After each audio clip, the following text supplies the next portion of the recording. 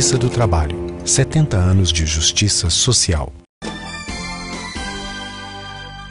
O acordo é o meio mais fácil e rápido de se resolver conflitos.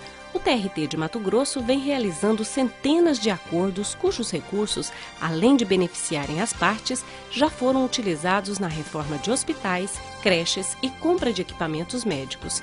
Se você tem um processo trabalhista com possibilidade de acordo, agende uma audiência. Justiça do Trabalho em Mato Grosso. A Justiça Cidadã.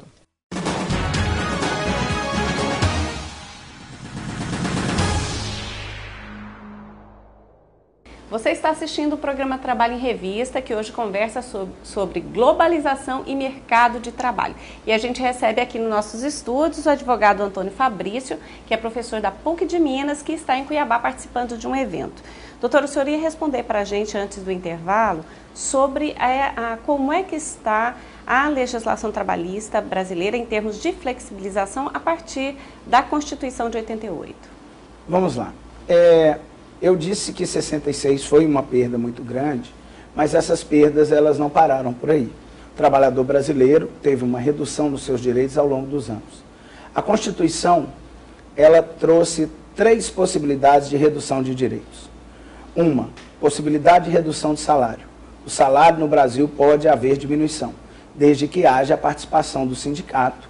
E isso nós temos vários exemplos, como o caso de uma grande montadora de São Paulo, que no ano de 98 reduziu o salário em 15% de seus trabalhadores com o sindicato e deu uma garantia de emprego para eles, contrabalançando essa redução salarial.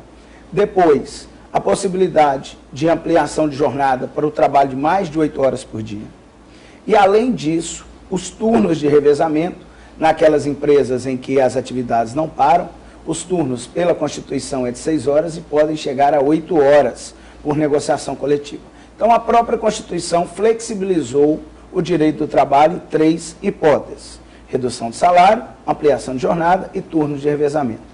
Depois da Constituição, no período de 98, no governo Fernando Henrique, várias perdas vieram para o trabalhador. E dessas perdas recentes, acho que a mais significativa seja a do banco de horas. O que é o banco de horas?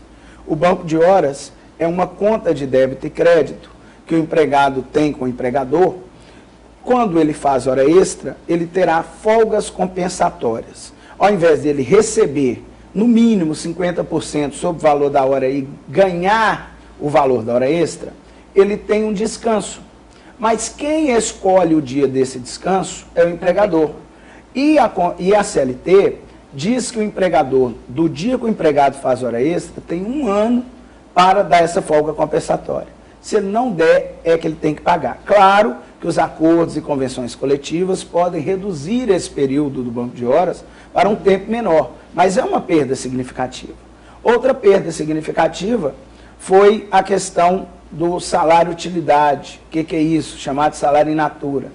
É porque até 2001, quem tinha plano de saúde, plano odontológico, previdência privada, transporte para a empresa, isso fazia parte do salário. Era feito o pagamento do FGTS, recolher o INSS sobre esses valores. Hoje, isso não é mais computado como salário. Isso foi retirado, o salário-utilidade, ele não vai incidir como valor a ser pago para o empregado. Outra redução significativa é a questão dos minutos que antecedem e sucedem a jornada. O que quer dizer isso? Se eu chegar 5 minutos antes do horário e sair 5 minutos depois do horário, despreza, não é computado. E eu tenho uma tese que isso é a criação da jornada de 45 horas no Brasil. Porque se eu faço 10 minutos de segunda a sábado, eu trabalho mais 1 hora, eu teria 45 horas. Acho que é hora de discutir a constitucionalidade. Às vezes as pessoas dizem, é muito pouco 5 minutos. Mas tempo é vida. Qualquer tempo que a pessoa trabalha já deveria ser computado. E o maior problema dessa alteração da legislação não é os 5 minutos que o trabalhador perde antes e depois. Porque a lei diz que se ele chegar atrasado ou se ele sair mais cedo, não pode descontar. A gente sabe que na prática muitas empresas descontam. Mas o grande problema é que os sindicatos começaram a negociar meia hora antes, 20 minutos depois, e já existe acórdão, decisões até do próprio TST, dando validade à ampliação desses minutos antes e depois da jornada, 15 minutos antes e 15 minutos depois, o que seria meia hora por dia de perda para o trabalhador. Doutor, falando em jornada, tramita no Congresso Nacional com muitas dificuldades, há muito tempo, uma proposta de redução de 40 horas semanais. Essa proposta ela tem apoio de todas as centrais sindicais brasileiras, o que é difícil conseguir a unificação do mundo dos trabalhadores no âmbito sindical. Mas mesmo assim ela ainda tem dificuldade. Ela tem dificuldade, porque o setor produtivo não quer essa proposta, e nós sabemos que quando se tenta reduzir a jornada de trabalho, isso se faz tanto para adequar as jornadas do mundo ocidental quase todo, que é de 40 horas ou menos, e mais do que isso, com a possibilidade de aumento de postos de trabalho. Sabemos que reduziu-se muito o desemprego no Brasil. Na região sudeste existem capitais que o desemprego está em 5,5%. Estamos quase vivendo um período de pleno emprego.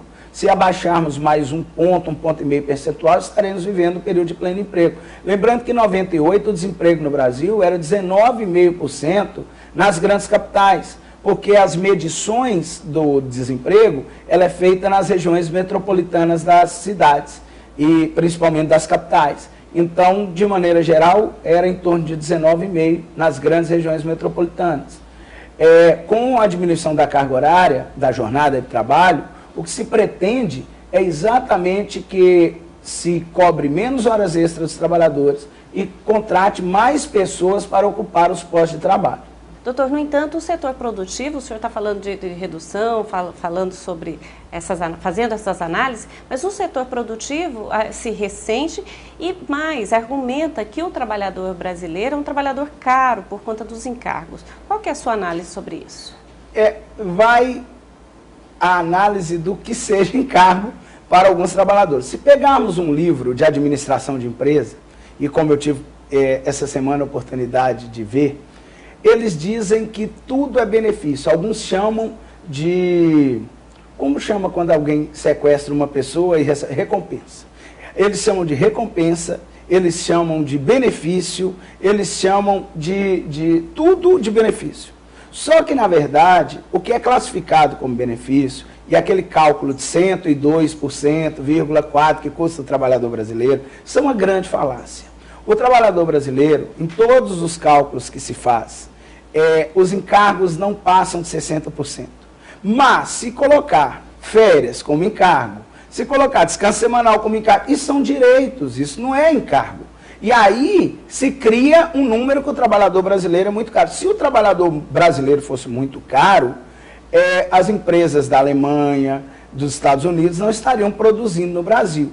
O trabalhador brasileiro tem uma massa salarial muito baixa e o nível de cobrança de encargos sociais, se formos levar em conta o que realmente é encargo, não vai ultrapassar 60% em cálculos feitos por matemáticos, economistas. A própria professora Aldaci Rachid Coutinho tem um cálculo de 62% a respeito do custo do trabalhador brasileiro. Mas quando algo é repetidamente contado, a gente acaba acreditando. E às vezes as pessoas acham que verdadeiramente um trabalhador custa 102%, o que não é verdade. Doutor, o custo do Brasil não é tudo isso. Doutor, o senhor esteve em Cuiabá participando de um evento da Associação dos Advogados Trabalhistas de Mato Grosso.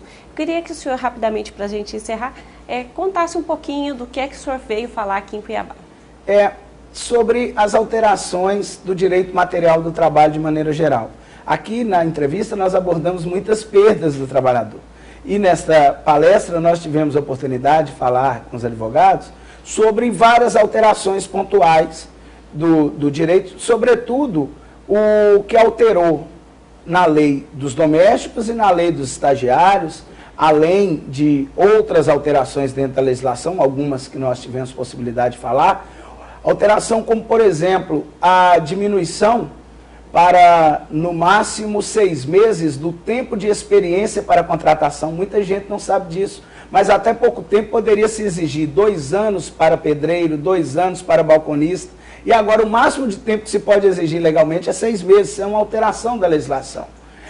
A empregada doméstica, a partir de 2006, passou a ter direitos que ela não tinha, como, por exemplo, feriado, que muita gente achava que a empregada já tinha, mas ela não tinha.